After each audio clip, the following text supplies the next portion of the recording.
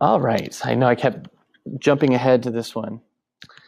Around the turn of the 20th century, in response to those processes of modernization that I brought up, that meant that that most Latin American elites were looking to Europe to provide the know-how and the money and the technology to modernize their nations. In response to that, things like the Mexican Revolution or political reforms that we'll talk about briefly in Uruguay and Argentina, just as a few examples, started changing that calculus a bit. People were thinking, well, wait, we need to have Mexico for the Mexicans. We need to have Uruguay for the Uruguayans, Argentina for the Argentines, and so on. Meaning that we need to get all of these foreign corporations not necessarily completely out of our countries, but they need to pay their taxes. They need to be contributing to our countries so that we can reap the financial benefits of the resources that we have. That's nationalism in a nutshell, at least as it was manifested in the early 20th century. In Mexico, this is a photograph from the Mexican Revolution. This was an attempt to oust the aging dictator Porfirio Diaz, who presided over that order and progress modernization of the late 19th century in Mexico. He was in power from 1876 to 1910, when the revolution, I should say 1911. The revolution began in 1910, but it was a year in before he stepped down. The revolution became a decades-long kind of bloody civil war, in which figures like Pancho Villa, Emiliano Zapata rose to fame and prominence as leaders of the people, as peasant leaders. However, it was the more seasoned revolutionary generals like Alvaro Obregón from Sonora and Plutarco Elias Calles, who was another Sonoran, that essentially won the revolution and put the state back together in the 1920s. In doing so, though, they got people like José Vasconcelos on their side in their administration. He was the first to lead the public education ministry in Mexico after the revolution. And he was a proponent of the idea of la raza cósmica, or the cosmic race. And this was an idea that mestizos were actually the strongest genetically. And I sort of bring this out without much context, but part of that modernization drive and looking to Europe was a trend that scholars have dubbed scientific racism. There was this idea that white ancestry was the most desirable, or at least pure ancestry was the most desirable. Mestizos were somehow genetically deficient. Of course, those are all seen as pseudo-scientific ideas. They have no basis in science. In the late 19th century, though, they were passed off as science. And so it was people like Vasconcelos that challenged that idea. And he said, well, no, mestizos bring together the best of culture, the best human traits, and are actually the strongest people. And in Mexico, we are a mestizo nation.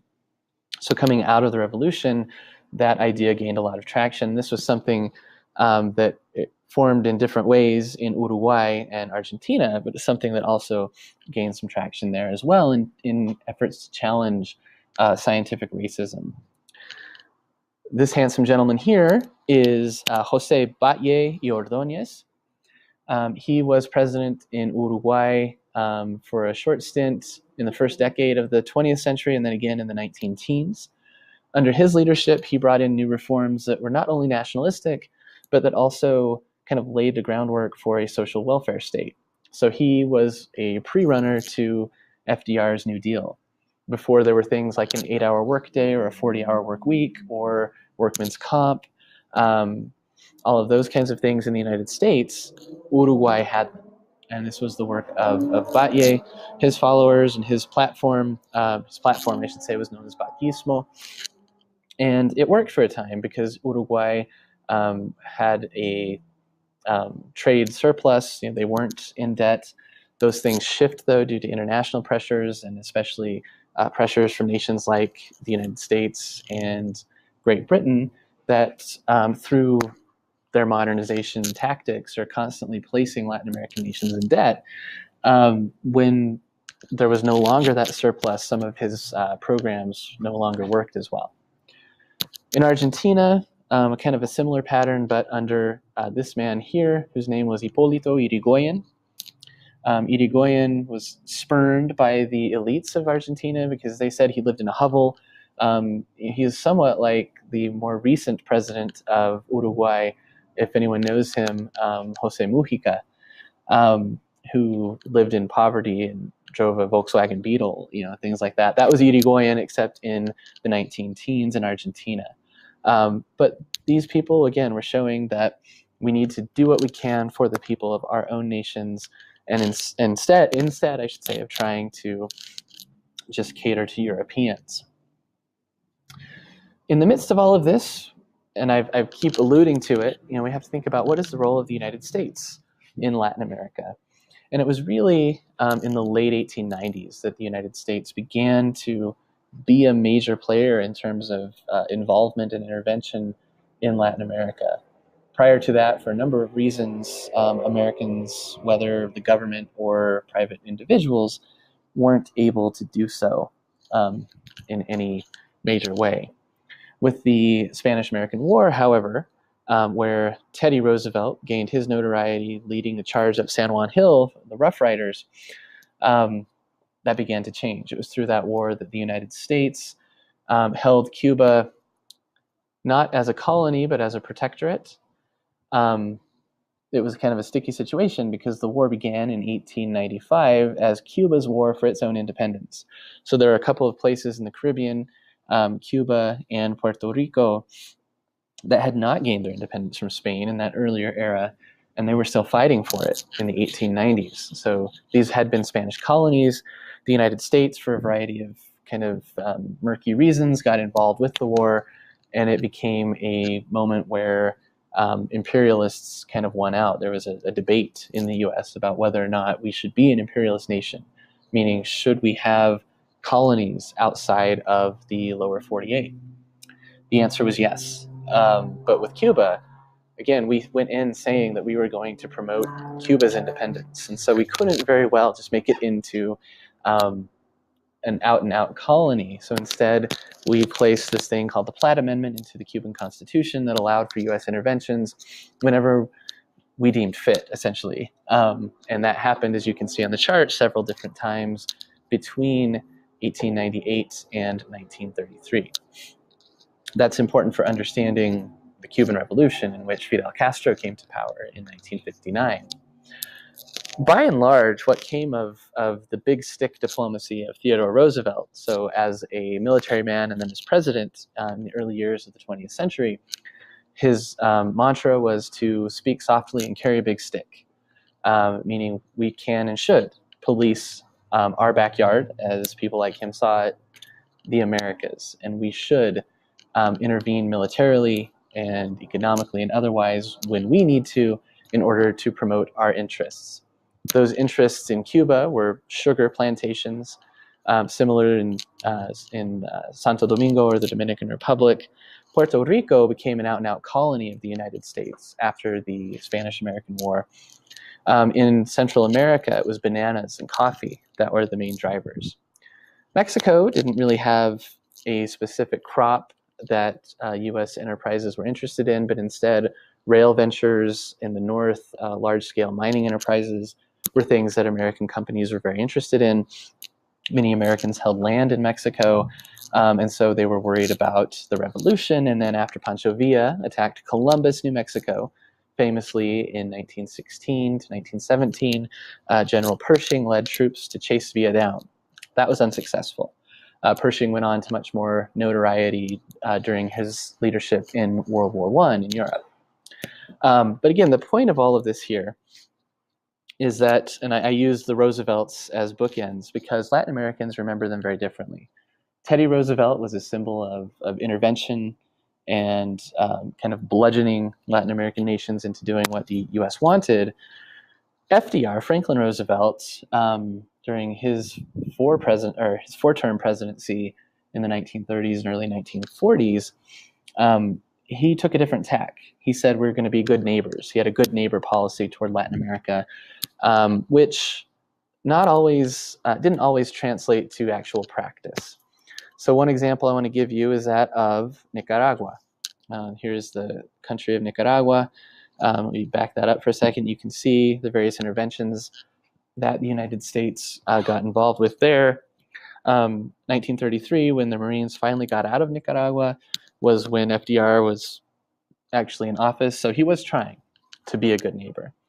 However, the Marines occupied Nicaragua to promote the possibility at first of a canal through Nicaragua, which didn't materialize, but instead the U.S. was there to protect railroads and American fruit holdings in that nation. A man named Augusto Sandino led the resistance to the Marines, U.S. Marines, occupying Nicaragua in the 1920s.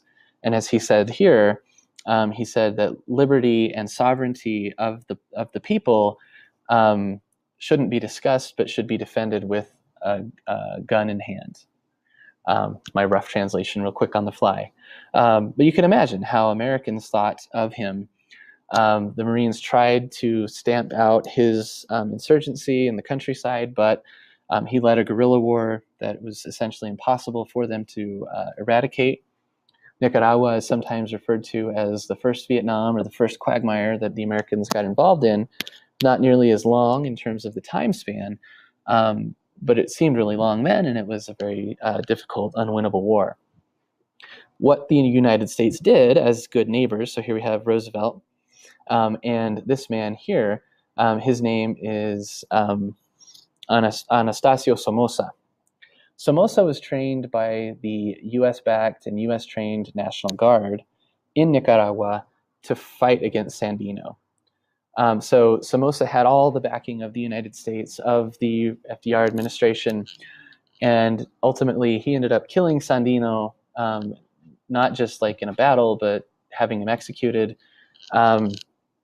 and running the nation as dictator, and then his two sons after him until 1979. So this was 1933 to 1979. Nicaragua was under this dictatorship, very much supported by the United States. Because, as Roosevelt put it, he may be a son of a bitch, but at least he's our son of a bitch. And this was the attitude toward many dictators in Latin America, toward Trujillo in the Dominican Republic, these people who were horrible to their own people. Batista in Cuba, for example, is another of these, who were very repressive, but they were friendly to American business interests. They gave low taxes to U.S. enterprises. They gave land concessions. And they supported the U.S. policies in the hemisphere. So this was the reason for American support of those kinds of folks. We'll come back to them in a minute. But there was also this other thing called the Great Depression that was going on in the 1930s. Of course, we know some of the stories of how bad the Depression was in the U.S., but it was a worldwide economic downturn. For the larger nations of Latin America, though, places like Argentina, Brazil, Mexico, and even Colombia and Venezuela, the Depression was a chance to put into practice something called ISI, or Import Substitution Industrialization. So the idea here was that rather than import the know-how, the capital, the technology, the stuff I've been talking about from the United States or Britain and going into debt to those countries or to those companies from those countries and allowing them to have all these concessions because they're dealing with the Depression in their own nations, they're not as involved in ours, and so we will take the initiative to try to industrialize ourselves during this time frame.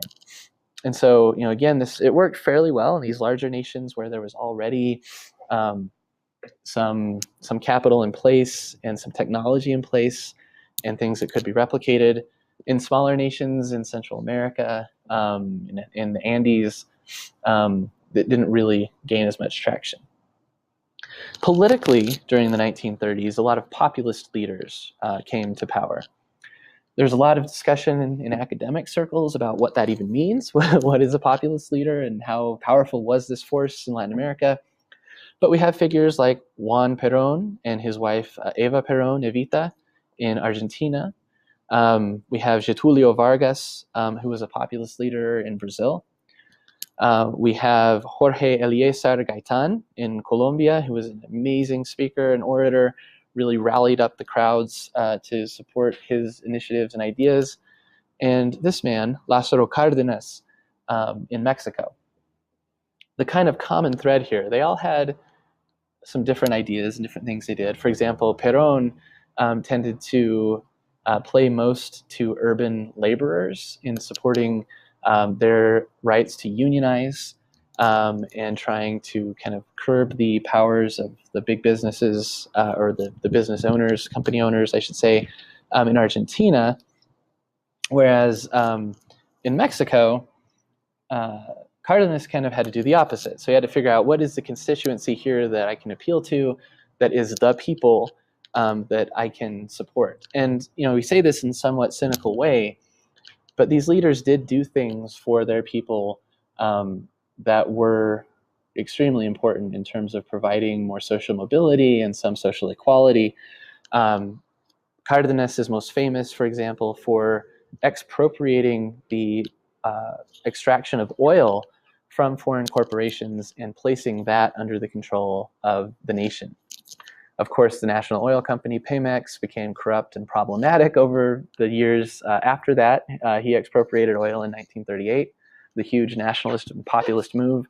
And that has been changing under the current president of Mexico, Enrique Peña Nieto, who sought to undo that and privatize oil once again, break the monopoly.